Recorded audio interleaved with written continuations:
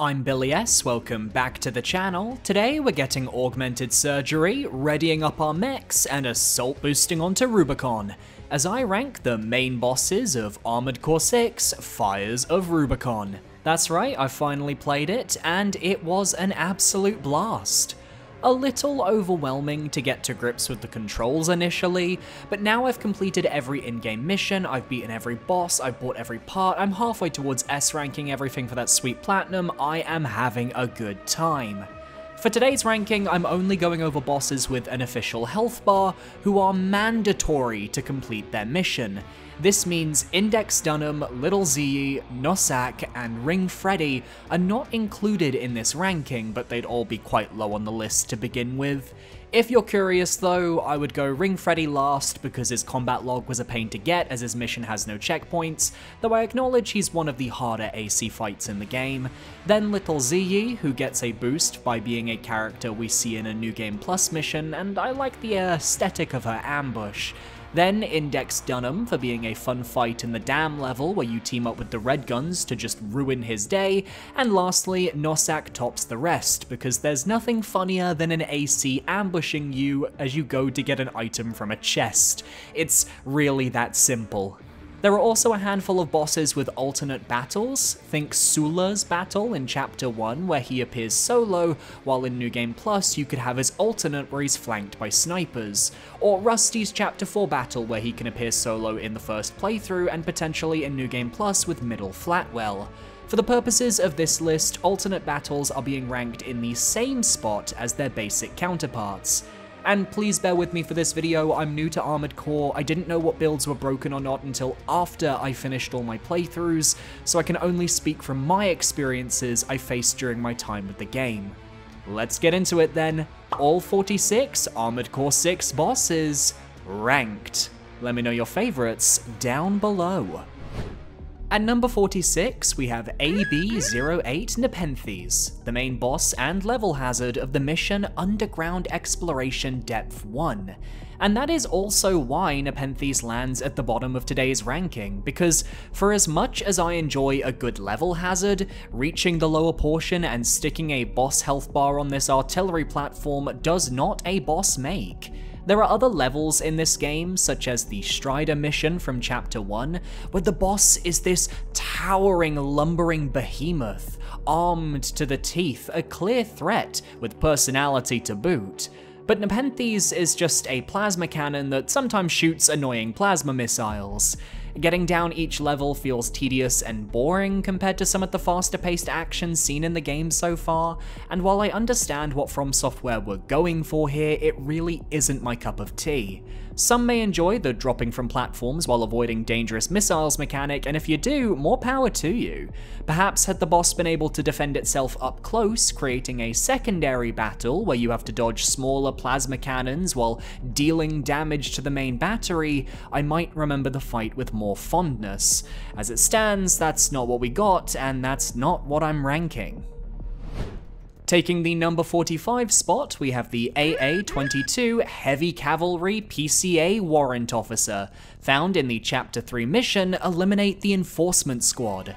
For most, this will be the first experience with a heavy cavalry unit, and by God, if you do not have the correct build for this mission, you will suffer. This is because if you're like me, you want to collect the combat log on your first go-around, which means doing the optional battle with Ring Freddy before taking on the rest of the PCA enforcement squads. As such, by the time I reached the heavy cavalry unit, I'd lose all my heals on the way, leaving me with barely any margin for error as there are no checkpoints. The heavy cavalry can stun a majority of lightweight builds, which was what I initially ran, and it got to the point where I couldn't handle the suffocation of his attacks. But without this, I wouldn't have thought to change up my mech, try out some new abilities, and go again. Defeating the heavy cavalry felt like a victory, but the setup of the mission just felt too brutal for its introductory sequence, and I wish the boss had a checkpoint for those of us who also wanted to take on Ring Freddy prior to buying all the upgrades to our AC at the store. Not a bad fight by any means, but the confined space and the run-up enemies being pretty tough leaves you with no room for mistakes, and I just don't jive with that mission design, which hurts the boss by proxy. Also doesn't help that the boss isn't very unique. It's quite a generic design for the PCA. At number 44, we have the AC Headbringer Gun 5 Iguazu fight in the Chapter 2 mission, Stop the Secret Data Breach. After destroying all the hacking robots, you head outside to find Gun 5 Iguazu ready to fight you after his humiliating defeat at the dam in Chapter 1 New Game Plus. And so the battle begins in earnest. I'll likely repeat this throughout segments involving Iguazu because he does just keep showing up, but his build always felt like a decent counter to mine, in that he always tried to keep his distance from my AC, make me chase him. Which is fine, I enjoy a cat and mouse game, but he had a habit of always going between those two cargo boxes on the map as I charged up my melee, which meant I'd miss more often than I'd hit. But Iguazu on his own isn't a pain, it's the unidentified mechs that show up midway through the fight to attack us both that drive me up the wall. I don't mind battles with a few minions appearing throughout, but these mechs sent by Allmind are tough, especially the snipers who can cut through your health bar extremely quickly. Destroying them and taking out Iguazu isn't the hardest thing to do in the world, it requires a lot of skill and positioning, but what drove me up the wall here and my reasoning for this low ranking is the fact I had to do this fight almost perfectly if I wanted to get this mission's S rank. There just wasn't a lot of wiggle room, as you can only take a certain amount of damage before the S rank says adios, and when I'm being faced with an AC I find a bit irritating to fight on top of some of the more annoying enemies when going for a fast mission clear, it creates a skirmish I'd rather not repeat anytime soon. At number 43, we have the Tester AC Dafeng Student Pilot, found in the Chapter 1 mission, Destroy the Tester AC. The student pilot is meant to be your introduction to AC battles, your first test against an enemy with similar capabilities to your own, and the first time you fight him, I'll confess, I struggled to acclimate. But that's mainly because I was new to the game and series as a whole, not because the boss is difficult in any way. The student pilot gives you ample opportunity to attack him before the fight starts, as he won't be notified of your presence until you're right up in his face. So if you've got long-ranged weapons, you can get off some quick opening damage. From there, it's simply learning your own AC's kit while keeping up aggression.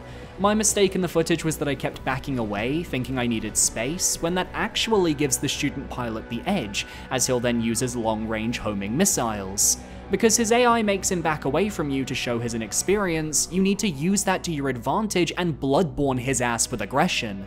The only real danger is his Pulse Blade melee attack, as if you're not used to the timing, he can combo you with 2 extremely strong hits, potentially breaking your posture. But on the flip side, you can do the exact same thing back to him. This is the perfect training mission to repeat to get some money for fresh parts in Chapter 1, and will help you to perfect your AC busting capabilities. I do feel bad for the poor kid though, he really deluded himself into thinking he stood a chance. At number 42, we have the AA-18 Light Cavalry ×2 and AA-22 Heavy Cavalry units, fought in the Chapter 3 mission, Prevent Corporate Salvage of New Tech. To be completely blunt, this is one of the most filler missions in the game, as you return to the mines from the first mission in Chapter 3, only this time you're here to destroy 2 LCs and a HC. The twist is that they're separated into 2 locations on the map, so it's your call whether you want to go after the LCs first or the HC first. I always choose the light cavalries because they're squishier in terms of health, and getting rid of their sniping capabilities makes life far easier for me in the process. This mission can only be played in New Game Plus after taking the Dam Betrayal in Chapter 1, which means if you're like me, you're already decked out in a build you're comfortable with. And yes, that build may include my favorite Laser Blade Zimmerman Ice Needle combo, but can you blame me? These are enemies you'll already have faced multiple times in your first playthrough, so bursting through them with overpowered weapons you earned just feels correct. The LCs can be tough to defeat as they swarm you from both sides, forcing you to really focus one down before facing the other, and by the time the HC shows up, you should have more than enough time to finish the LCs, making it a 1v1 where the most you have to worry about are a few staggers. Definitely easier than the previous heavy cavalry battle on this list, and a therapy session for me, as I get to let loose on the poor guy. I just don't think the LCs or HCs can carry a rematch fight on their own. They need something with them to make them really feel fresh, and that's why this fight lands at number 42. At number 41, we have AC Mad Stomp, Invincible Rummy, from the Chapter 2 mission, Infiltrate Grid 086. You've likely already faced Invincible Rummy in the arena prior to this mission, so we're all aware that he's the lowest ranked pilot you'll encounter on your journey across Rubicon. Air even mentions this in the fight in what is perhaps one of the funniest line deliveries in the game. As such, his confidence and swagger isn't something he can back up. Other content creators have also pointed this out, but it very much feels like he's here purely to show that you can attach a chainsaw to your AC. His delusions are iconic, but that's all he has going for him. He's incredibly easy to stagger, a couple charged melee attacks will do the job, and if you keep up the pressure with your other weapons on top of that, there's nothing Rummy can do to hurt you. In fact, even his chainsaw doesn't do that much damage. His main gimmick can barely phase a well-built AC. He's here for the comedy, and to showcase to Carla that you've got at least some passing skill, and you know what, that's all he needs to be. But it's not getting him any higher on today's ranking, regardless of what his main character syndrome says. At number 40, we have AC Deep Down Gun 2 Nile, found in the Chapter 1 New Game Plus mission, Prisoner Rescue. This is an escort mission where you take a Liberation Front chopper around the map, collecting 3 prisoners before making your escape. And right after you've got the final prisoner and you make it to the exit point, that's when Gun 2 Nile and his cronies show up. Now, fighting Gun 2 Nile on his own is your standard AC battle. He comes equipped with a rifle, 3 different missile launchers, and it makes him especially dangerous at range due to the sheer amount of ammo he can fire your way. But close up, which was my preferred strategy, he's pretty easy to stagger, and combined with this being a New Game Plus mission, my damage output was high enough to bring him down. The issue, and the main reason I rank this fight low, is that the whole time Gun 2 Nile is fighting you, the other mechs he brought with him are attacking the helicopter you're escorting. Now, I've never been a fan of fights where you have to defend an objective. The missile and xylem defense missions are honestly some of my least favorite in the game, and this boss fight is just another extension of that mechanic. If you don't kill the mechs, they'll take down the ship. If you don't focus Gun 2 Nile, then he'll take down the ship. All the while, you've got reinforcements flying in from the distance as the fight progresses, and if you don't destroy those in time, they drop even more mechs for you to handle. Gun 2 Nile isn't a bad boss on his own. I like his character, and I like that he's just a throw everything in the kitchen sink at you kinda guy. But being tied to a mission I found quite frustrating, and a mechanic I don't click with, is enough to bring him down to the bottom of my AC list. It's a real shame. His character could have been really useful to Balaam and the Red Guns in Chapter 3 had he not been killed off so early into the story. At number 39, we have AC Barren Flower V3 O'Keefe, found in the Chapter 4 mission, Eliminate V3.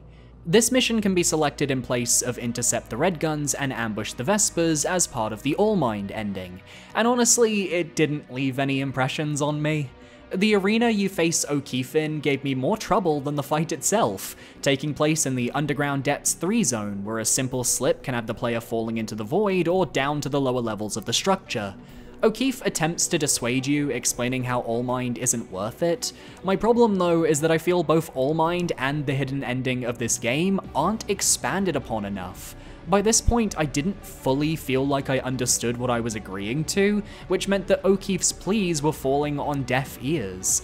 It's another case where if O'Keefe had been featured in the story prior, his assassination would hold more weight, and the player would feel the implications of their actions.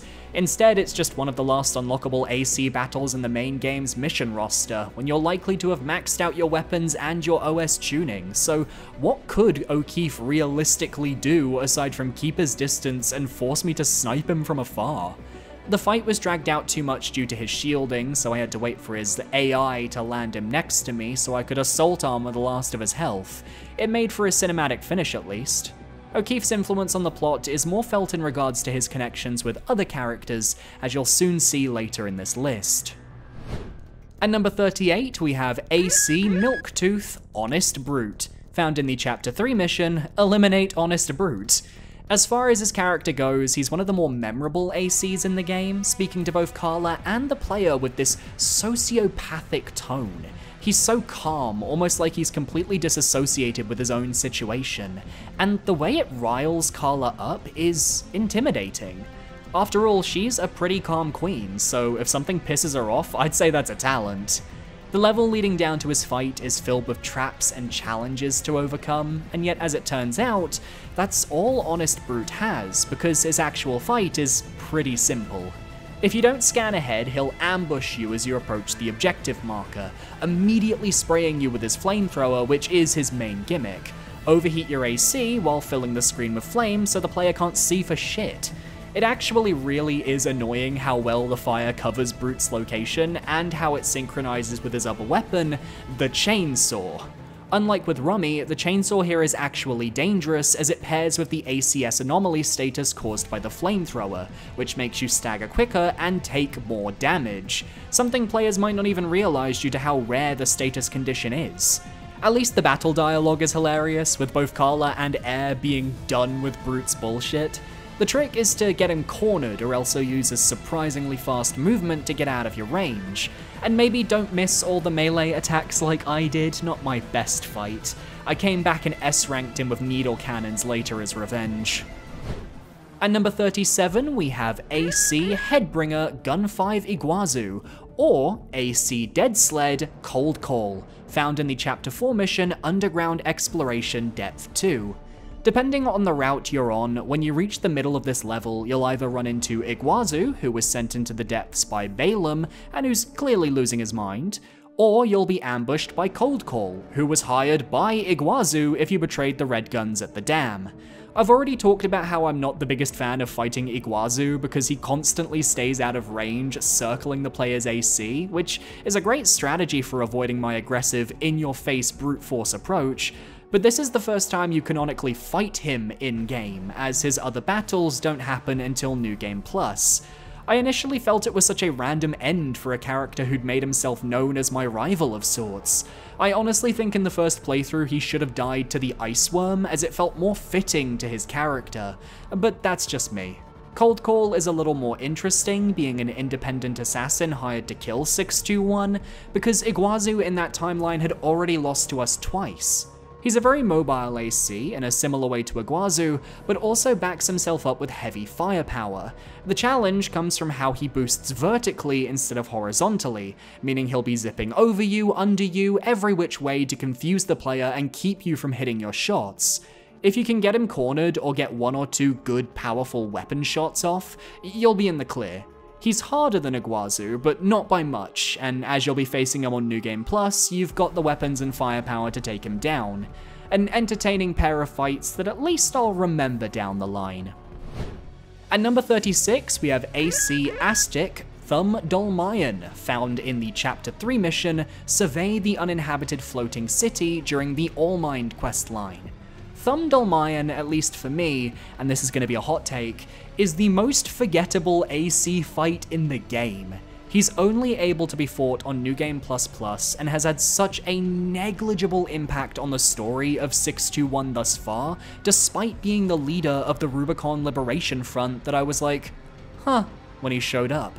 But as it turns out, he's an incredibly vital part of the story. He knew about the choral release concept Allmind was pursuing, but decided against it due to the transhumanist nature of the symbiosis, and this is despite having, at one point, had the same symbiosis as the player with his own choral voice, Seria.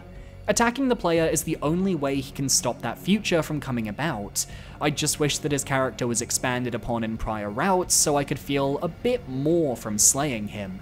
It's something I wish for many of the AC fights in the game, characters who feel important but aren't necessarily important to 621's journey, and thus the impact of defeating them just doesn't hit in the way I feel it should. He was just another obstacle to overcome, and even though he did knock me down to 0 repair kits, I never felt concerned I'd lose. I don't even remember his build. It's a shame because his lore is so fascinating, and yet he as a character just isn't present enough to have this fight hit the way I want it to. But then again, I feel that way about Allmind's route in general.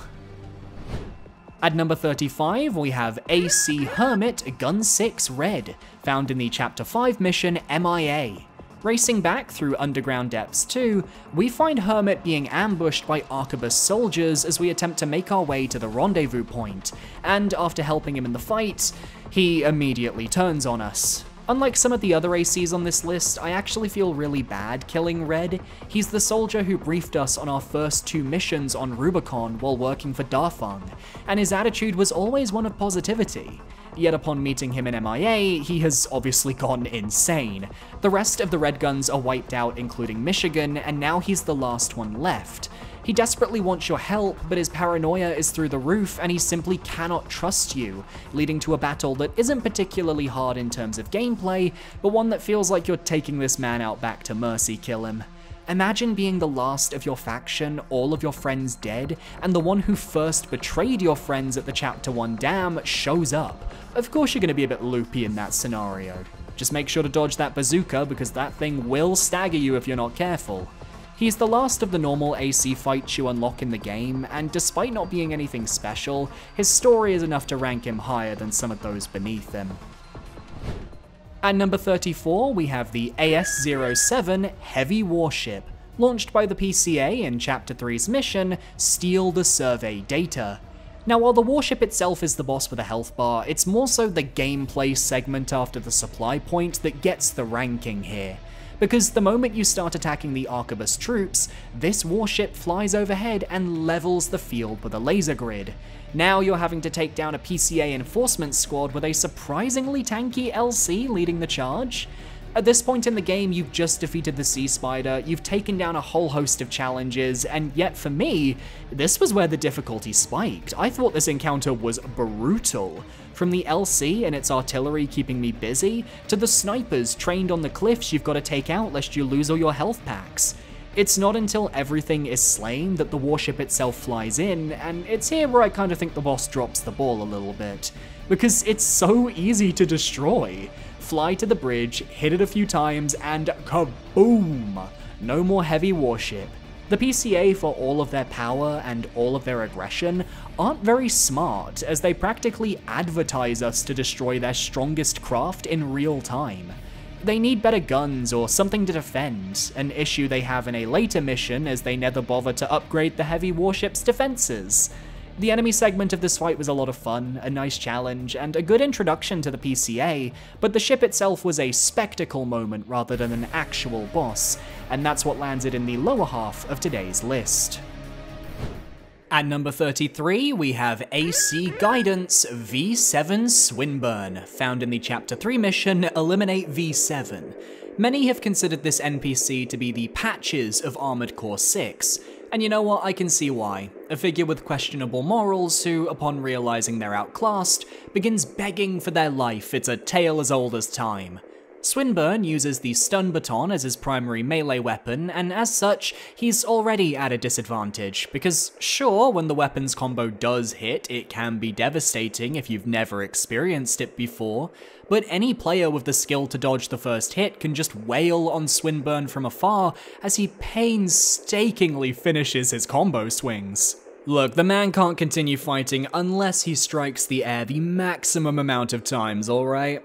Defeating Swinburne feels incredibly satisfying. His voice actor really sells that this is a deplorable figure who is drinking the Arquebus Kool-Aid to high heaven, and letting him realize he can't talk his way out of everything is the cherry on top. Of course, you can make the fight easier by accepting his surrender, and then instantly killing him with any weapon before he leaves the battle arena. And just for that extra fact, he gets a boost on the list. I love little interactions like that, even if I didn't do them in-game myself. Just a solid story fight, and while the difficulty isn't anything to write home about, I will say when Swinburne gains the momentum, he can be just as devastating as any other AC, so don't underestimate the sniveling weasel, or forgive him, and see who comes to challenge you next. At number 32, we have the HAT-102 Juggernaut, found in Chapter 1's mission, Operation Wall Climber. This is purely a case of personal preference, as for all intents and purposes, the Juggernaut is a fantastic boss that also manages to tell a fun story through the fight. This metallic behemoth is a gigantic frontal shield, a tank that can drive into you while protecting its weak spot in the back. As such, Rusty from the Vespers joins you for the fight and acts as a distraction, keeping the enemy aggro on him while you work on dealing damage to the weak point. It raises your camaraderie with Rusty while allowing the player to get to grips with the Juggernaut's movements. Only at 50% health, Rusty is called away by Arquebus and you're left to fend for yourself against the boss. Now you have to learn how to use your movement and aerial boost to get behind the enemy and deliver the pain. But this is where I admittedly feel lukewarm on the fight. I'm just not a fan of this enemy type. Shield guys always annoyed me in the Souls games, and it's no different here. The fight on my first run trickled to a crawl as I tried to figure out the best method to getting behind the boss. Some said assault boosting was the key, and I won't deny that, but I was awful at controlling my assault boost early in my playthrough. Still, I like the addition of the landmines on the ground, acting as a deterrent from landing, and a hint that going airborne is your best bet for surviving the second phase of the fight. And the knowledge that Rusty was called away with the assumption that you would die makes your victory all the more sweet and is a nice fuck you to V2 Snail. I just prefer the rest of the fights on this list is all, even if this one is one of the good early game spectacle fights. At number 31, we have AC Ligertail Gun 1 Michigan, fought in the Chapter 4 mission Intercept the Red Guns. Another case of a fight being bolstered by the story and character as opposed to the actual boss battle. G1 Michigan has been the main red gun backing you throughout the game.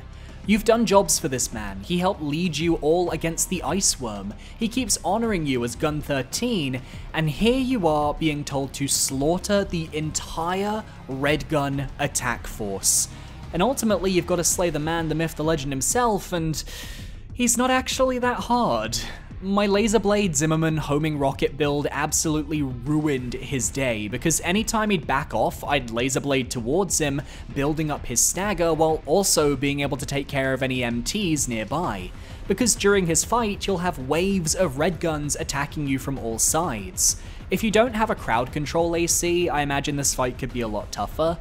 The fun comes from the background audio, where Michigan keeps interacting with his crew, giving them commands, using his playful army banter, and motivating them to keep fighting. I think he knew he was fighting a losing battle, and so he wanted to keep that morale up as the Balaam MTs were sent to die. He was a damn good leader, but admittedly I was expecting more from the number 2 of the arena. I feel by being surrounded by his subordinates and his fleet, his own capabilities as a pilot had to be watered down so as to make the mission survivable. Difficulty here was sacrificed at the expense of getting to see 621 absolutely mow through the red guns like paper. At number 30, we have the AC duo of Reconfig V5 Hawkins and Dual Nature V8 Pater, fought in the Chapter 4 mission Ambush the Vespers. While I'd argue the Red Guns mission from the last entry is more impactful towards the player, I think the dynamic between Hawkins and Pater really sells their battle, and the pair actually prove to be a dynamic threat. Pater has a younger brother role within the Vespers, and the rest of the squad look out for him by proxy, and as for the player, Pater was our first contact in Arquebus who gave us jobs to complete in Chapter 1, so as such having to fight him was quite sad.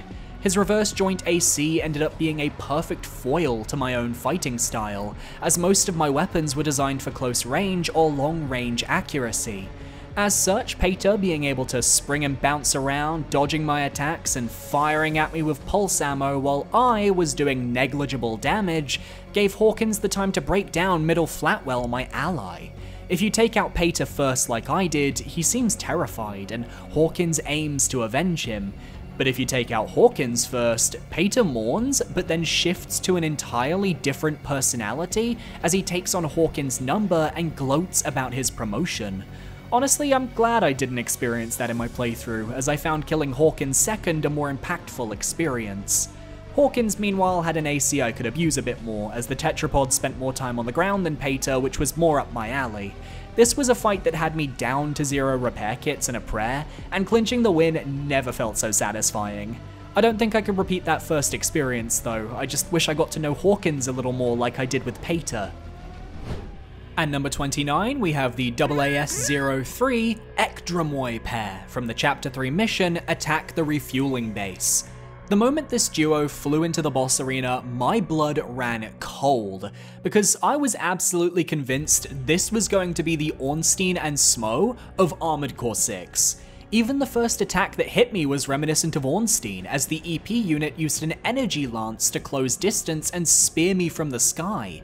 They use a similar format to the Souls games, where both units focus on different weapons to deliver the damage, one focusing on energy, the other on plasma.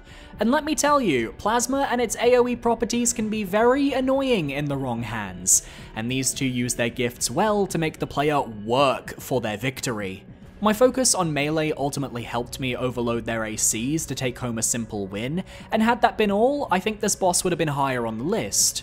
But these two are still a thorn in my side, because they're the holders of this mission's S rank, one of the toughest in the game, as it requires speed, accuracy, and most of all, a lack of damage to achieve. I still haven't gotten it, and I've fought these two maybe 20 to 30 times now attempting to finish this damn mission. I just can't get through the fight without taking meaningful damage from the plasma, and it's the reason I'm currently taking a break from S-ranking the game, because I genuinely don't want to go through that mission and get wrecked by them again. Plus, they're outclassed by a duo fight a few missions later that is far more enjoyable in terms of both spectacle and gameplay.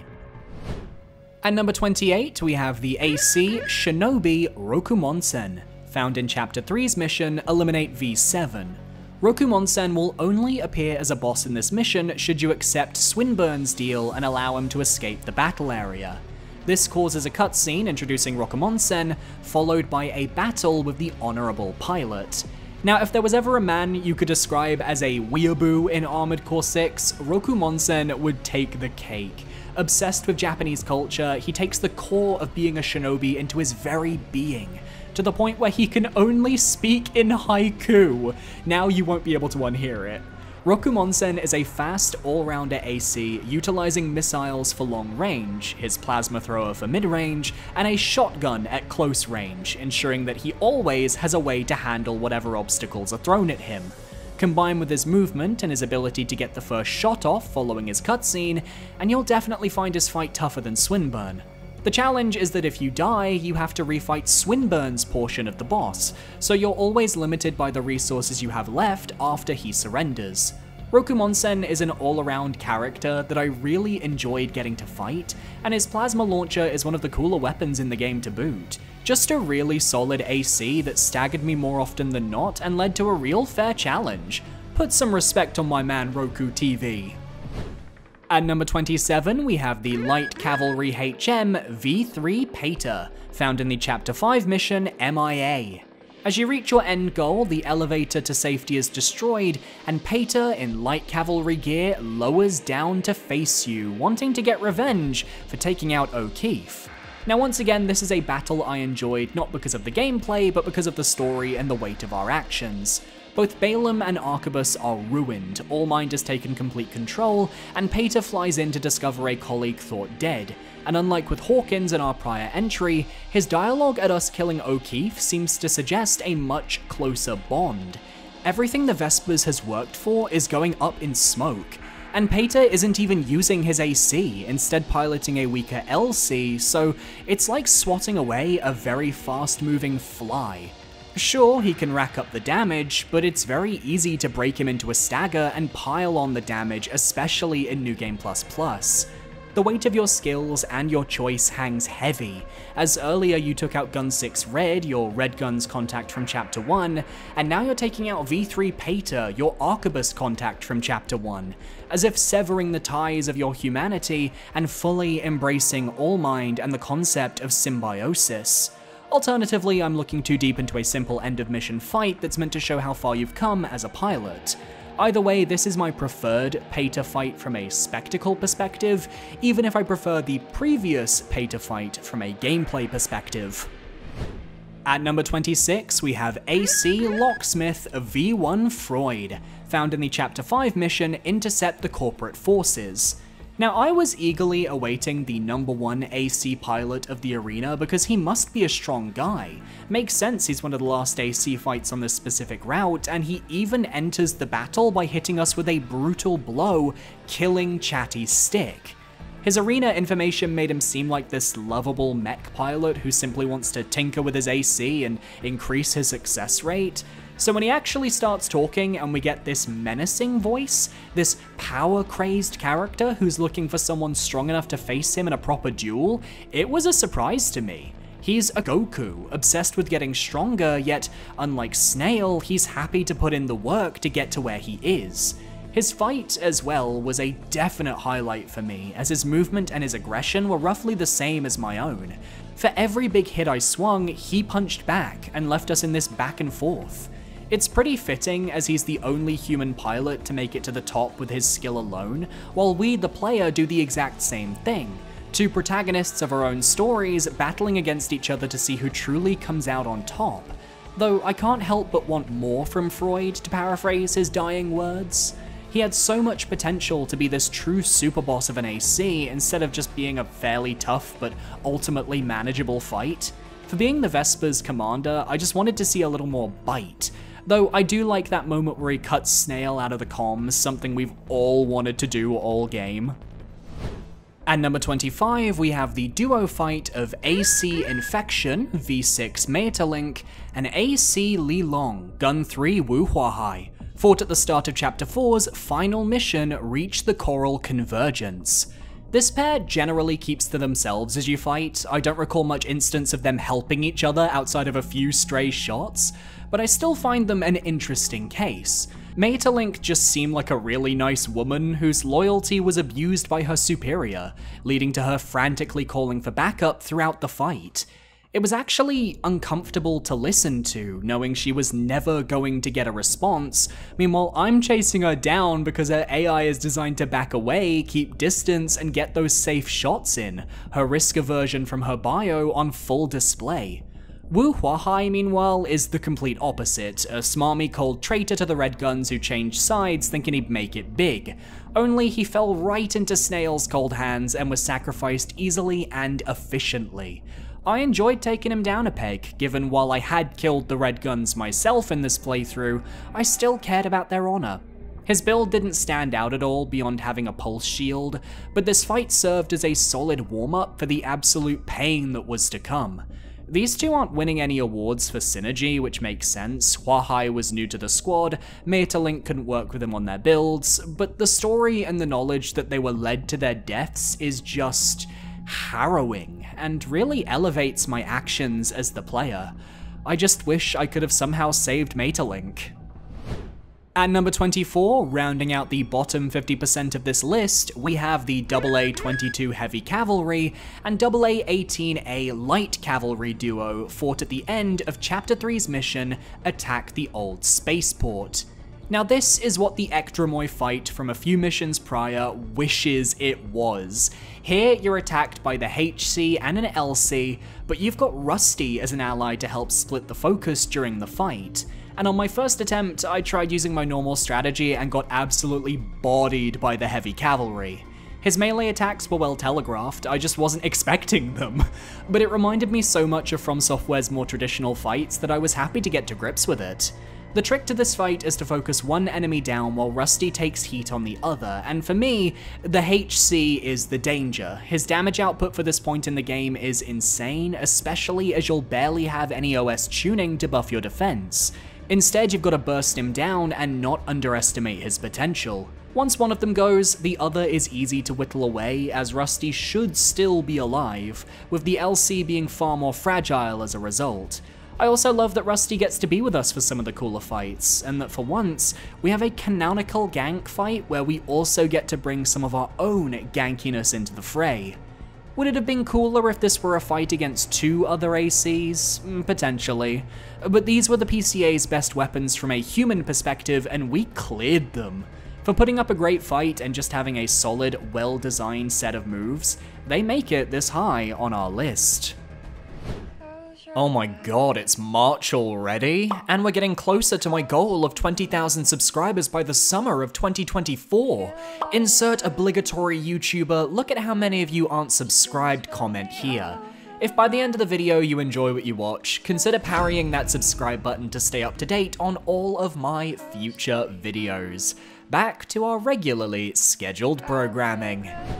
At number 23, we have the AH-12HC helicopter, fought at the end of the Chapter 1 mission, Illegal Entry. This is the first boss of the game, and is the only battle where you're forced to use the basic starting AC to defeat it. This includes replaying the mission to get an S rank, so as such the level of challenge is always the same for every player. Now from what I heard, this was a big wall for many who started the game, and yeah, it's definitely a trial by fire. You've got machine guns constantly firing at you, and every once in a while a series of missiles will launch as well, doing massive damage. You've got to dodge them and try to stay beneath the helicopter to avoid. Then assault boost up into the sky, charge that plasma blade, and combo that chopper to try and break its posture. The challenge comes from the boss being able to fly away from the player at a moment's notice. Sometimes they'll fly to the other side of the arena, sometimes though they will fly outside of the playable zone. You've got to close that distance, but most people struggling don't realize that a great way to control the fight is to use the buildings around you to your advantage. They block line of sight so the copter can't hit you with the missiles or the guns, so it will have to circle back around and then you can melee it again, stagger it, and then go in for the kill. It's a great tool for learning the game, and I genuinely believe if you can overcome this fight, you can overcome a lot of Armored Core's difficulty. It's just about learning the controls and ensuring you're not overwhelmed. Plus, in Chapter 3's Survey the Uninhabited Floating City mission, the regular variant ends with a rematch against this copter where you get to show just how far you've come since landing on Rubicon. And let me tell you, baby, it felt so good to see an obstacle I was intimidated by go down like that. At number 22, we have the AC duo of Headbringer Gun 5 Iguazu again, and Cannonhead Gun 4 Volta, who can be found in the alternate Chapter 1 mission, Attack the Dam Complex. Here, if you choose to accept an offer made by the Rubicon Liberation Front, you'll be tasked with taking down your 2 Red Gun allies. What I like is that despite this betrayal, Michigan doesn't seem to mind beyond blaming Handler Walter. In fact, he's more than happy to chastise his units for losing to an independent merc. As for the fight itself, I prefer to face Volta first, because I feel his AC is the more dangerous of the two, and thus the one I'd be more likely to lose health to. He runs a slow tank build that's got weapons of mass destruction that can decimate my AC if I'm not careful. Now, in the footage, I was unlucky enough to have both Iguazu and Volta in the same spot, but I have had attempts where I've been able to take out both of them without the other butting in. You just need to stay aggressive, as that's exactly what the pair will do in return. But with Volta, it's all about watching out for those big missiles that'll stagger you, while with Iguazu, it's more about shooting fast-hitting projectiles that build up stagger damage over time. So while you're chasing Iguazu down, you're always losing health. But like his fight in the data breach and in the underground depths too, his strategy remains the same. He's this annoying ant that I can't quite squish perfectly, but once I overwhelm him, he can't really catch his footing. If only I knew that defeating him at the dam would cause him to spiral into being the pettiest being on Rubicon. I also appreciate that both ACs are actually designed for a New Game Plus build. The damage output gave me trouble, which not every New Game Plus and New Game Plus Plus mission was able to achieve. At number 21, we've got the EB-0309 Strider. A true spectacle that isn't really a boss, but a mission in itself. You're tasked with taking down this mechanical behemoth, while showcasing the true scale of Armored Core 6. This feels like what I signed up for, and it succeeds in making the player feel like an absolute badass. You first have to approach the boss through the dunes, avoiding the giant eye laser as you go. Then you have to blast the leg enough to cause the Strider to lean down, and I did have a run where the leg landed on my AC, killing me instantly, so watch yourself. Then you have to climb up and destroy the 4 power generators, which can be found on the bottom, sides, and top of the Strider, and once they explode, the eye is free to be fired at. The laser can be deadly to an early game build, but if you hide behind cover, you'll be fine. And once close enough, doing damage to the eye leads to a victory. The reason I can't rank the Strider any higher is because it really does straddle the line between boss and mission. It's what the Nepenthes wanted to be, as the mission asks the player to be fully engaged from start to finish, and you never take down such a gargantuan machine again in the game, which makes it feel special and memorable. Ultimately, the Strider is one of Armored Core 6's show-stopping moments, but looking purely at the mechanics, the actual boss portion of the machine isn't that tough, being the eye itself. If there was more of a fight, I think I could justify a slightly higher ranking, but 21st out of 46 encounters is an insanely high feat if I do say so myself. At number 20, we have AC Entangle Sula, found in the Chapter 1 mission, Attack the Watchpoint. What I consider to be the first AC that really gave me trouble in the game, Sula is a skill check that I definitely struggled with. See, he's got the same technique as Iguazu in that he'll always be circling around you, but never getting too close to hit with a good old melee attack. And combined with an arena with a lot of little ramps and levels, it made my melee weapon of choice a really bad pick. He uses a pulse gun, which I also happen to be wielding, so immediately I had to kill him to assert dominance. But then he surprises us with his detonating missile launcher on his shoulder, and suddenly I'm taking a lot of damage I wasn't expecting. Thing is, I could have taken my shotguns and decimated him, but I needed the pulse gun for the upcoming level boss, so you have to fight Sula with a different build to what might be best. The reason he ranks at 20 and not higher though, is his alternate fight. He's flanked by Allmind sniper mechs who will ravage your health bar and repair kits before you can even continue fighting Sula, so if you don't take care of the enemies, well, it's over. It's a repeat of Iguazu's data breach fight, but at least here I can always go back to the base mission and fight Sula solo.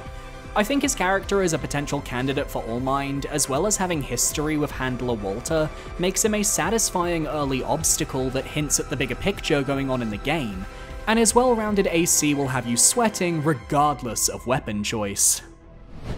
At number 19, we have the AC duo of Open Faith V2 Snail and Headbringer Gunfive Iguazu again, found as the final bosses of the alternate Reach the Coral Convergence mission of Chapter 4.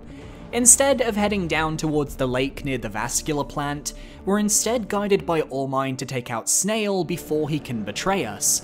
And by God, does it feel so good to kick his ass. Sneaking up on him, destroying his grunts, and laying waste to the Kokikonyo is a therapy session.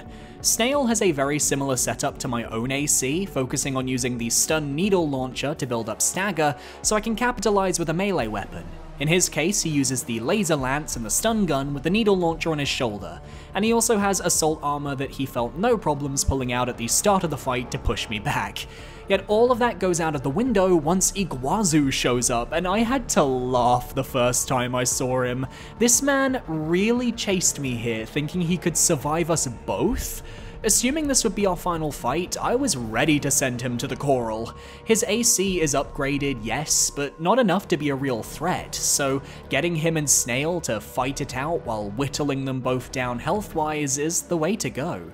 Two of the most annoying characters in the game in one room, and I get to kill them both? Sign me up! The catharsis of overcoming Snail with his own build, followed by Iguazu getting so cocky he comes to me so I can melee him? Oh, it's just too much. I appreciate that Iguazu puts up a fight, but my stagger recovery just meant I could capitalize every time he tried to approach. It's a messy win, but it's still a win, and a fitting end for Snail at least, in a rotting sewer where nobody will find him. This fight ended some storylines in a satisfying way, and the free-for-all nature of it was something I wish we had more of in other gank-style fights across the game. At number 18, we have the AAS-02 Cataphract, found in the Chapter 3 mission Destroy the Special Forces Craft. This is one of those fights that is regarded highly among the fanbase because the mission is just the boss and nothing else, a refreshing bout against a large tank that feels like a direct response to the Juggernaut from Chapter 1. Instead of shielding just the front, it's the sides and the top that are shielded, with the only vulnerable spot being the AC body at the central front of the tank. So you have to go toe-to-toe, head-to-head with this snowmobile and make every shot count. What I really like about this fight is the dialogue accompanying it though. The PCA are confident in their victory because they've trained against the mercenary Raven in the arena, Yet what they soon realize is that we aren't the original mercenary. We're an unknown quantity, data they couldn't comprehend. And the PCA's biggest weakness is their inability to improvise, ruled by a system, and this shows in the fight. The first half was just me trying to get used to the hitbox. I did this on my New Game Plus run, as I did the other mission on my first run, and even with my upgraded gear, I found myself doing less damage than I expected.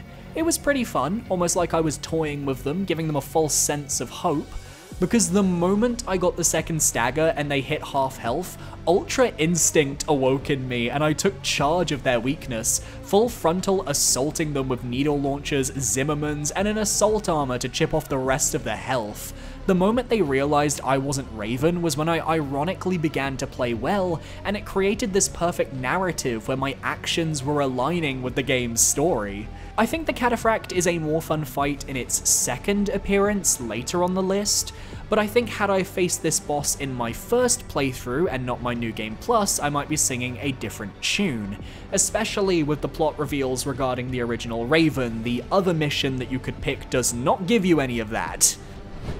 At number 17, we have the IAC-01 Ephemera Enforcement System, found in the Chapter 4 mission Underground Exploration Depth 3.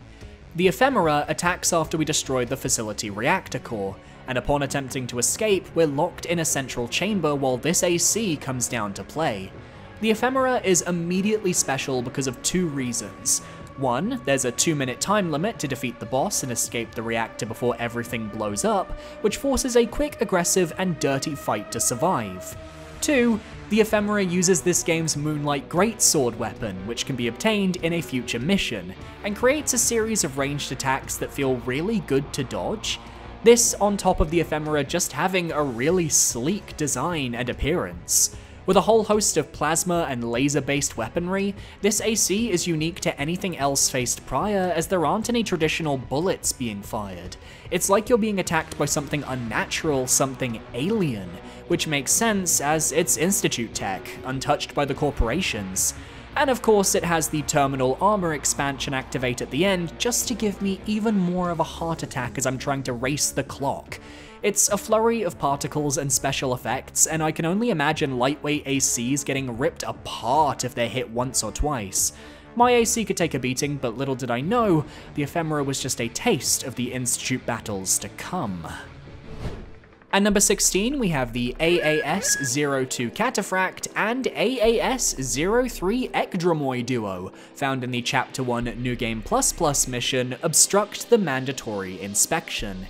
Here, we get a rematch with our two besties, the Cataphract and the Ekdramoi, but this time, we've got backup.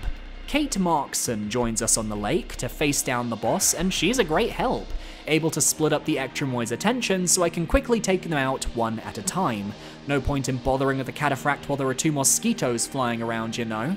What I love is that this boss is actually really easy to defeat.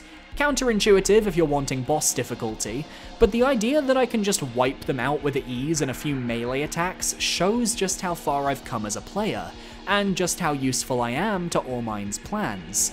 Same goes with the Cataphract. By this point I know how the fight works, and I've got homing missiles that lock right onto that center target, plus a fully upgraded OS-tuned AC allowing me to make mincemeat out of it. I'm starting to realize that for me, I love the Armored Core 6 fights that let me feel my oats, feel my power fantasy, and this was a great instance of that, allowing me to take on old foes and feel my progression yet again, while also being a fun introduction to the extra Allmind missions. It's also the peak of the Allmind missions, to be honest. They all go a bit downhill from here. But getting to fight with Kate on the water is one of the coolest arenas on Rubicon, and I wouldn't have it any other way. At number 15, we have the AC duo boss of Full Course Syndicala and Circus Chatty Stick, found in the Chapter 5 mission Eliminate Syndicala. Only fightable if you're going for the Liberator of Rubicon ending, this is easily one of the hardest boss fights from a purely emotional perspective. I don't know about the other players, but Carla and Chatty, they're my bros. I ride at dawn for this pair. They never did me wrong throughout the entire game, and Chatty was the last unit supporting me against the Ice Worm. so betraying them just felt really, really wrong, and they hammer that home in their fight. Carla and Chatty are a well-designed tag team, who make up for each other's shortcomings, putting the pressure on the player from moment zero, as Chatty remains on the higher ring of the arena, providing extreme support fire for Carla, who's more than happy to get up close and personal. You have to burst down one of them as quickly as you can to balance out the fight, but that's easier said than done when you're charging a melee attack at Carla only to get bazookaed by Chatty from above. Don't do what I did and attempt to split attention between them both, because you'll barely dent either of their health bars and you'll end up totaled. The arena was especially tough for my laser blade, as the smallest of ramps on the floor meant I'd be at the wrong height to connect my combo. I'm aware I could be using better melee weapons, but look, I grew attached to my baby, I refuse to let go, I have problems. Getting Carla beneath the overhang of the upper platform was my best bet, as I could potentially shield myself from Chatty, but as you can see from my gameplay, even then, I was forced to use all of my repair kits before managing to kill Carla. Taking Chatty on, down on my luck, tanking damage as I frantically tried to hit him with my strongest weapons, it was a rush. Didn't help that my boyfriend was watching me during this fight, so I had a little added pressure. I didn't think another AC fight in this game had me quite so close to death, and so oppressed due to my playstyle and build, and for that, they earn my respect. Carla's one of the best characters in the game, and I'm glad she was able to put up one heck of a fight in the end. At number 14, we have the IA-13 Sea Spider, found in the Chapter 2 mission, Ocean Crossing. The Sea Spider is a fun turning point for Armored Core 6, as it's the first introduction of Institute Tech, the organization that was behind Rubicon before the Fires of Ibis event, and its usage of Coral in battle is quite intimidating. The Sea Spider is another wall for a lot of players who don't dabble in build variety, and for a moment I too was one of those players. My pulse gun was barely denting the creature, and my melee weapon couldn't make up for the lack of damage from the rest of my kit, and the coral lasers the spider was firing were decimating my health bar. But like most Armored Core bosses, they always have a weakness, something to exploit, and the Sea Spider is weak to explosive weapons. That doesn't mean it's an instant win if you pop on a grenade launcher and some missiles, though. Some Armored Core bosses can be brute forced through without learning the patterns. The Sea Spider is not one of them. You've got to at least dodge some of the bigger laser cannons, and the enraged state after it flies into the air, while being a nice change of pace, will now have you being homed in on with a massive coral laser that when it hits the ground explodes in an area-wide AoE. This caught me off guard a few times, but once you start conserving your boost so you can fly above the mayhem, it does become a simple case of dodging the usual attacks until the Sea Spider goes down. After fighting a lot of corporation tech, getting to take on something as advanced and interesting in design as the Institute's Sea Spider was a breath of fresh air. It may not have been as tough as some of the bosses further up on the list, but I guarantee it will stick with you. At number 13, we have the EX-0804 Smart Cleaner, found in Chapter 2's mission, Infiltrate Grid 086, with a reappearance in Chapter 5's Destroy the Drive block. Will this come as a surprise when I revealed this was the boss that killed me the second most amount of times in my playthrough? More than any of the final bosses, more than either of the Bolteus fights, nah, it's a fucking Roomba that caused me the most pain. The Smart Cleaner is outfitted with 2 giant chainsaws, which, if they remotely touch your AC, will remove a third of your health bar, if not more. On top of this, the Smart Cleaner also periodically launches fireballs from the chimney spout atop its head, meaning that whether you're on land or in air, you've always got something to worry about. Then there's the fact that the Smart Cleaner has 2 weak points, a furnace on the front, or the opening on the spout on the top, and you've got to ensure your attacks hit hard and hit those spots to deal stagger damage. This was the toughest part of the boss for me, as this early in the game, you don't have some of the more hard-hitting explosives in your arsenal. Stun needle launchers are great when S-ranking this mission, but they ain't available on a first visit. My strategy was always to attack the spout, as it kept me out of the way of the saws, and then once stunned, drop down and melee attack the lower weak spot. But then the cleaner enrages and begins throwing out lava pools across the battle which do heat damage, and as we learned with Honest Brute, heat damage buildup can be deadly. It also lifts up its drills, whirling them to create a firestorm of flames, but if you're far enough away from, you can use it to your advantage as the lower weak point is left wide open during this attack. For me, this is the boss that once I defeated, the game was able to click. Most players had Bolteus as their roadblock. For me, it was the Smart Cleaner. So it was really satisfying to get that moment in Chapter 5 where Rusty and I got to mop up a Smart Cleaner like it was nothing. Another look how far we've come moment. There was also a stab in the heart because I just killed Carla in that timeline. It's a really well thought out fight that can feel very oppressive, but teaches you the value of your AC's movement tools, which is just a lesson you can't learn any other way. At number 12, we have the AAP-03 Enforcer Enforcement System, found in the Chapter 4 mission Underground Exploration Depth 2. The Enforcer is one of the few bosses that makes appearances throughout the level, appearing across the second half as you chase it towards its lair, avoiding deadly laser fire as you go. And the battle itself is pretty epic. The Enforcer has two modes it can switch between, a long-range defense mode and a close-range termination mode, with its primary damage-dealing weapon changing depending. At long range, it uses a laser cannon to fire sniper shots you've got to dodge away from, while at close range, said cannon becomes either a laser blade or a laser lance that it launches towards you with, forcing you to dodge left or right to avoid. There's something really satisfying about perfectly timing your movements to punish the Enforcer's melee attack. His other weapon is a pulse gun, while on his back he has a shield and a missile launcher, and the kit itself isn't too deadly if you've got the right level of aggression, but it's when the boss reaches half health and the PCA decides to maximize its energy output that the boss becomes truly dangerous. Its laser lance becomes larger, more damaging, and on top of that, the boss can now slam into the ground and create shockwaves you have to fly over to avoid. The spectacle grows alongside the electricity of the fight, and it's so reminiscent of some of FromSoft's best boss works from their other games. That DNA is right there, and it feels amazing predicting the Enforcer's moves and avoiding accordingly. It's just a really solid, well-balanced fight with a good mix between spectacle and gameplay, and that's exactly what I want from some of the best bosses FromSoft has to offer.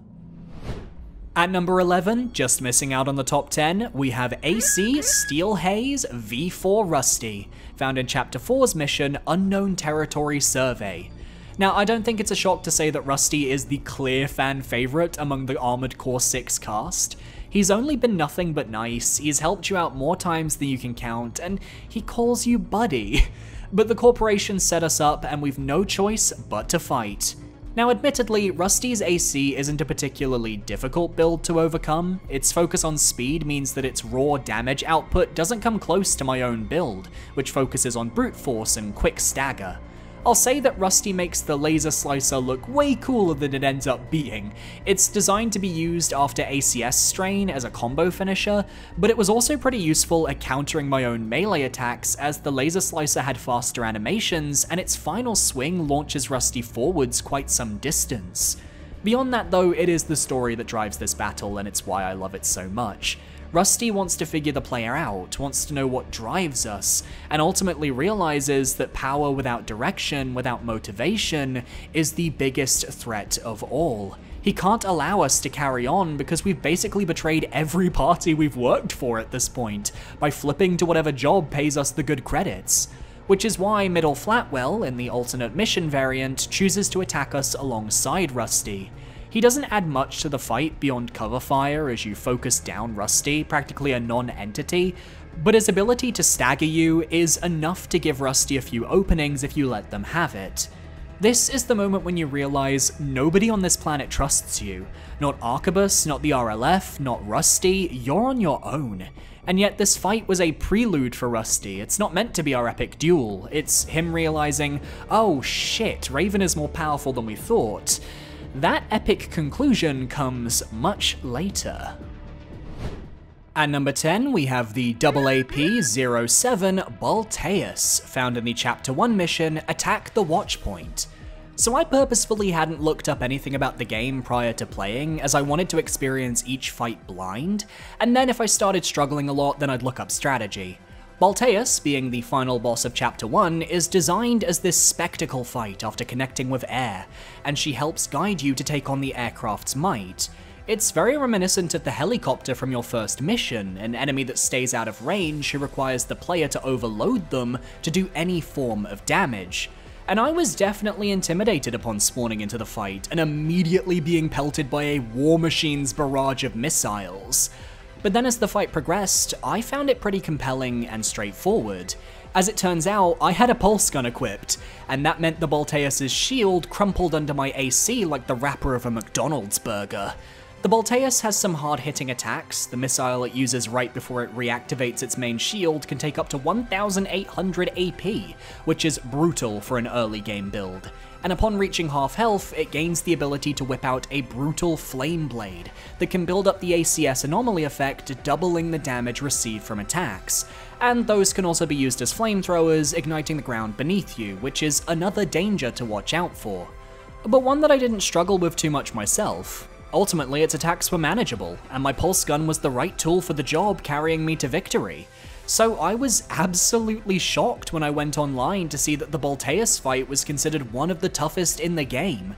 People just didn't use the pulse gun at launch, and it left them having to slowly chip away at that poor shield.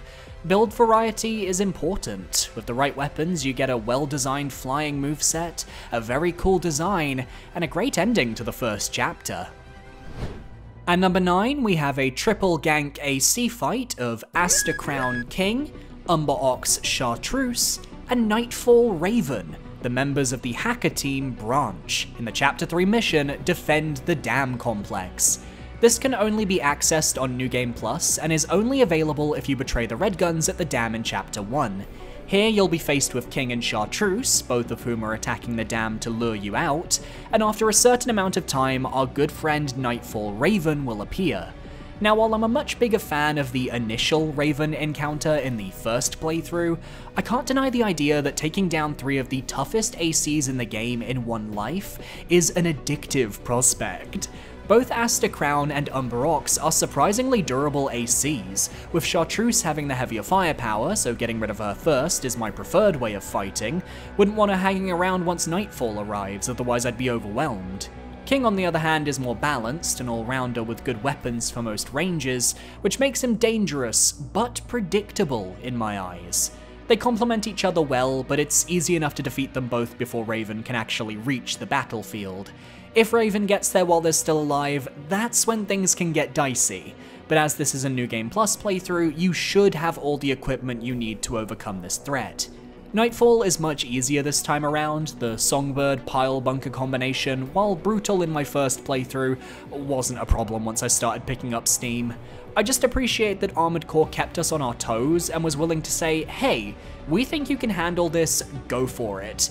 It makes the satisfying victory of overcoming 3 ACs, including one that gave me nightmares on my first playthrough, worthwhile. At number 8, we have my most controversial placement on today's list, Allmind, the final boss of the Alia Lacta Est ending, fought in Chapter 5's mission, Choral Release. Immediately, I can tell that this is another Godfrey from Elden Ring situation for me, because everything I've seen has people praising this fight to the high heavens. And yeah, it's a really well-constructed fight, I think it's one of the best spectacles in the game, but sue me if I genuinely don't think Iguazu being the technical final boss, even with Allmind's control, is what I was expecting or wanting. I don't think the Allmind route does enough prior to Chapter 5 to actually build up this hype boss battle, and aside from the first Kate Markson mission and MIA, the other Allmind exclusive missions are just complete duds. So I didn't have much connection to the stakes of Choral Release in the same way as the other 2 endings in the game. Now the fight itself, so much fun. Even if it starts with us wrecking Iguazu for the 50th time, thank god he's not hard or particularly buffed so we can just get straight to the good part. Allmind reveals a brand new body, a form developed from our countless excursions into the arena while being flanked by 2 sea spiders. But we too have power on our side, as Air comes to our aid in her own ephemera mech, and helps split the aggro of the sea spiders so the player can focus entirely on Allmind. I read a lot of complaints about how the sea spiders get in the way of this phase, but honestly, I didn't have much trouble. My strategy was just to stick as close to Allmind as possible, which negated the danger of his giant laser sweep and a lot of his melee attacks, as I could dodge or circle strafe around him. The biggest challenge is how Iguazu can blast around the arena at extremely fast speeds, so unless you're locked on, you might not be able to keep track of his movements. At half health, he releases a massive burst of energy that takes air and the sea spiders out of the battle, leaving just us and Iguazu in one final duel for it all. And I wish I could say it was epic, but the reality is that my build was clearly not balanced for this fight, so I ended up absolutely destroying him before all the dialogue could be exhausted. His green claw melee attacks looked super cool, but I got hit by maybe one of them. I don't know, I just feel like for the final super boss of the game, I shouldn't be docked for using a strong build when by New Game++, that's what almost every player likely will be doing. My metric for judging boss fights has always been a mix of difficulty, fun factor, story, and design, and Allmine to me falls flat as a route and a final boss with its story. It just needed more build-up, more time, and the Iguazu reveal is funny for a moment, but then just a bit sad if you think about it for too long. The other endings just hit me harder, and that's why they rank higher. At number 7, we have IBC03 HAL826, Handler Walter, the final boss of the Liberation of Rubicon ending found in Chapter 5's mission, Bring Down the Xylem. And this battle is the exact opposite of our previous entry, Allmind. Where the fight was all about the gameplay and the phases and the spectacle, Handler Walter is more about the story, the emotion, and the gravitas. Handler Walter has been our supporter from the very beginning. Whether we believe in his ideals or not, he's always looked out for 621, and has multiple moments where it's clear he wishes for Raven to regain his old life, find something to fight for. Nowhere is that more prominent than here as he fights us through the Arquebus reprogramming, and we're forced to put his AC down, complete with a really ominous, foreboding background track. The fight itself isn't terribly hard. I feel like it's perhaps the ending the developers wanted you to face on your first playthrough, maybe then it'd be a bit more balanced. But New Game Plus Handler Walter was never going to survive my fully fleshed out build. His AC is incredibly cool, fully coral focused, outfitted with only the most coral of coral weapons, meaning high damage and a lot of gigantic coral lasers. It's a lot of special effects that can be hard to read, but once you've got to grips with his weapons, it's not that brutal a challenge. Honestly, this fight could have been improved with the addition of a timer. We're crashing back into Rubicon's atmosphere on the Xylem, and Walter's fragile enough that you can take him out in 2 to 3 minutes. Pull a big boss from Metal Gear Solid 3 and force us to take him down quickly. Yet, I'd still rather fight his AC than Allmind, I just find his moveset more fun. I find the battle dialogue heartbreaking, and for all my shit talking about how easy I feel he is to burst down, I was almost dead when I finished the fight, so maybe it was actually balanced well enough. Walter's final line cements him as such a tragic figure to me though. Look at you, 621. You found a friend. Even throughout the fight, he's thinking about you, about your future, and that's how to build a final boss that I care about. That attachment is what ranks Walter so high. He is an absolute legend. At number 6, we have IA-02, Iceworm, found in the Chapter 3 mission, Destroy the Iceworm. And here we have a classic FromSoftware gimmick boss in the same vein as the Divine Dragon, Yorm, Storm King, and Rykard. For you, Balaam, Arquebus, and the R&D division all team up to overcome the PCA's biggest threat, and it all relies on your needle cannon. Or not, I didn't do this myself, but you can choose to just not bring the required weapon, resulting in some hilarious dialogue from Michigan and Air, and honestly, if it pisses off Snail, all the better. The needle cannon, which will also become one of the best weapons in the game post-fight, is designed to be shot at the head of the Iceworm, destroying its primary shield. You have to wait for the right openings where the head is stationary, and then go, go, go!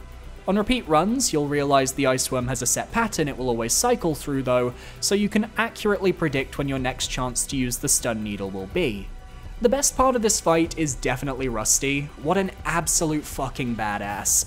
The first time you stun the Iceworm, the rail cannon charges up and he gets the best moment in the entire game. Just listen. I won't miss. Secondary shield down. Then it's a rush to do enough damage to the head to stun it into phase 2. The drone phase is pretty much a non-entity. If you hang back, the rest of the ACs will clear the mechs for you, and once the ice worm is close enough, there's another guaranteed needle cannon shot you can land. It's when the final phase hits that everything goes to shit. The ice worm begins to use the power of Coral, rocking Snail's world, and leaving only Chatty on the battlefield alongside you. Its attacks get larger, more deadly, with Coral missiles homing in on your location, and I freely admit that I died multiple times here. The worm hits extremely hard, but once you understand what's coming, you can plan ahead for future attempts to make your shots count, as you need to hit 2 needle launches to break the final shield. Rusty's final shot, followed by 621's final assault on the worm, is the stuff of legends. And this fight succeeds in bringing together all of the story threads you've worked on so far, giving everyone a single, shining moment together before all hell breaks loose in Chapter 4. At number 5, we have AAP-07A Arquebus Balteus V2 Snail, found in the Chapter 5 mission Destroy the Drive Block. For the Liberator of Rubicon ending, while Walter may be the final boss of the route, Arquebus Balteus is the true hardest boss of the lineup. Snail is incredibly fast, more so than the previous Balteus fight, making him incredibly hard to hit if you're playing a close range build that has no choice but to follow him. On top of the usual shield, which you'll need a pulse weapon to break down, they've also replaced the missiles and flamethrowers with ranged pulse and energy weapons, which are far more effective at hurting my poor AC. His energy guns can fire purple lightning like he's a Sith Lord, covering a vast portion of the arena, and takes a lot of skill to dodge. His pulse guns fire at a rapid pace and can deplete your AP quicker than you can react to if you're not careful, and he has access to pulse and assault armor, so you can only stay close for so long before he blasts you back with wicked damage. Of course, you have the same techniques at your disposal to break that shield as in the first Balteus fight, and you have Rusty on comms to give you all the moral support you need. I love my Rubiconian boyfriend. The best part of the Balteus fight though is the halfway point, where Snail assault armors and then charges up his energy cannons to create 2 gigantic purple lasers on either side of the machine, which spin around and attempt to slice you while he flies around like a madman. It caught me off guard my first time through, but I know a Medeer laser when I see one. It's a great challenge to dodge through or heal tank, and leaves him wide open upon the attack concluding, so you can humble Snail one more time. Once again, another battle that comes down to the wire, with Snail attempting to blast me with a blue energy laser, only for me to tank it, break his shield, and end him for good. One of the best fights in the game, one I would really look forward to returning to, if I didn't have to go through the rest of that mission to reach it. And easily the best battle with Snail, as we see his character fully unravel, his egomania on full display before blowing him and Arquebus to smithereens. At number 4, we have AC Nightfall Raven, found in the Chapter 3 mission Defend the Old Spaceport. Now for this mission to have the biggest impact, I think doing the Cataphract mission over the Heavy Cavalry mission earlier in the chapter is a better choice, as the former mission actively talks about the original mercenary for Raven. I didn't get that with the Heavy Cavalry mission, meaning that when Nightfall Raven appeared in my first playthrough, I wasn't really expecting it at all, which sure is fun in its own way, but with the context that had I chosen the other boss, this encounter would have been built up more, I can forgive. Raven has one of the most badass introductions in the game, having slaughtered all of the enemy forces and allied forces we were signed up for with our mission, leaving just us and him in the old spaceport. The orange sunset glazed over our ACs as he absolutely wrecks my shit. Songbirds, missiles, a pile bunker, if I didn't know any better, I'd say Nightfall Raven was showing me my future, because I too ended up with a heavy-hitting, close-range damage build. He absolutely mopped the floor with me as I found it hard to dodge the pile bunker, and his songbirds kept overloading my system into stagger. So naturally, my response was to equip my own pile bunker and strike back. Now, I know this is meant to be the most powerful melee weapon in the game, but I was honestly pretty useless with it overall. It's not my cup of tea, but it decimated Raven any time I was able to land a blow, and it made the fight just barely achievable for me. I love the concept that the person whose identity we stole is here to test us, to prove whether we truly deserve to carry the title of Raven forwards, and they came armed to the teeth with the perfect introduction to show us just how powerful they truly are. He made me work for my victory, switching weapons and builds, and for that, I give him my respect. The vibes are immaculate, good sir. I will carry Raven forwards for you. At number 3, we have the IB-01 Cell 240, also known as the IBIS unit, found in Chapter 4's mission, Reach the Coral Convergence. You were all waiting for this entry, I know you were, because yes, this was the Armored Core 6 wall blocking me from the rest of the game. I died more times to this boss than any other, because there's nothing quite like the IBIS unit in terms of sheer speed, aggression, and damage up to this point. A skill check that I wasn't expecting, but a welcome one. The IBIS series is a master of ranged battling, utilizing coral drones that can create a variety of different formations to blast the player, alongside its coral variant of the Moonlight Greatsword, sending giant red coral shockwaves towards the player that, I'll be honest, I still suck at dodging to this day. On top of this, we have a variety of gigantic laser cannons that remind me of the Comet Azure spell from Elden Ring, which I also struggled to avoid. My heavier AC frame really came to bite me in the ass here, and God forbid I always got in the way of that X-Scissor attack. Luckily, the IBIS series has a low AP pool, meaning the challenge is about getting close enough to stagger so you can melt that health bar in a few quick hits. Naturally, I started crying when I realized this was a 2-phase boss fight, after I reached the second phase with no repair kits, having assumed it wasn't going to have one. Truly one of the most painful moments I've had in gaming, but a challenge you know what I welcome. Phase 2 is insane with the amount of coral energy, but I actually find it a bit easier than the first phase, because the boss spends more time flying around you in circles as opposed to flying away from you so you can't hit it. The biggest challenge is that big manta ray attack it uses around half health, which you have to boost upwards to avoid as it does major AP damage. But survive that and you've seen everything the IBIS series can do. Then it's just about learning, adapting, and overcoming the moveset. My winning run I only got because of a clutch assault armor right at the end. One wrong move and I could have been there for another hour or two. Of all the bosses in this game, the IBIS series is the one I'd love to learn in depth because it's the biggest skill check Armored Core 6 has, and mastering it could feel magical. Yet while I think it's one of the strongest fights in the game from a gameplay perspective, the two fights above it top the charts because they just mean more to the narrative and to the player. At number 2, we have AC Steel Haze Ortus Rusty, found in the Chapter 5 mission Breach the Carmen Line. The penultimate boss of the Fires of Raven, Rusty has always been one to fight for the Rubiconians, and in this ending we're planning on creating the Fires of Ibis Part 2, so as he promised earlier in the story, he's here to give you the proper fight you deserve.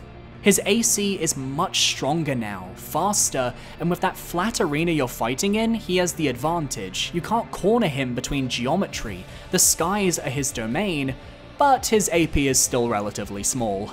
You're tired from taking down the enemy fleet, you might be low on repair kits, and Rusty is ready to finish you off. He kept his laser slicer, but trades out his other weapons for more firepower. And yet, he's still not exactly a difficult fight. Raven is arguably tougher from a few entries back, but I never said I ranked my boss fights based on difficulty.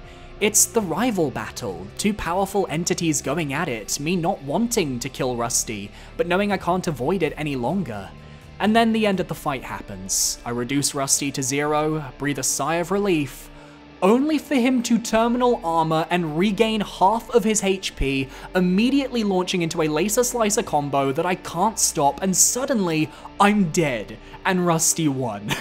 I wasn't expecting it, it made me laugh out loud, and I couldn't help thinking, you know what, good job, buddy. The rematch was a bit more one-sided after that because I had my repair kits, but that doesn't change how the fight made me feel, you know? Rusty and Carla were the two characters I didn't want to betray, and yet in this ending, one had to go for the other's goal to progress. I just wish Rusty had a tad more HP, or perhaps his terminal armor boosted his AP back to full, not half. but I can't complain. The dialogue, the battle, the setting, the gameplay, it all melted together to create a fight where we could both fly high. But there's one boss that flew just further out of reach.